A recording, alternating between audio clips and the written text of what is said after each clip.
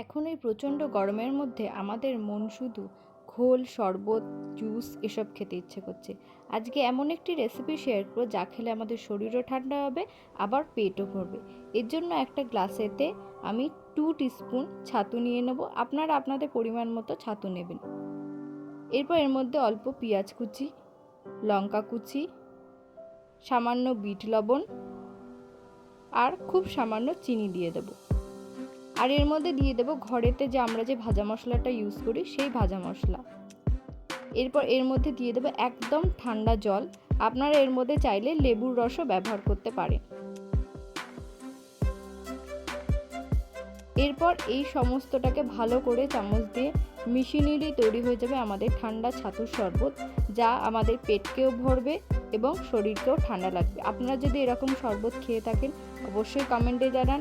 রেসিপিটা যদি ভালো লাগে তাহলে লাইক, শেয়ার অ্যান্ড সাবস্ক্রাইব করুন। Thank you.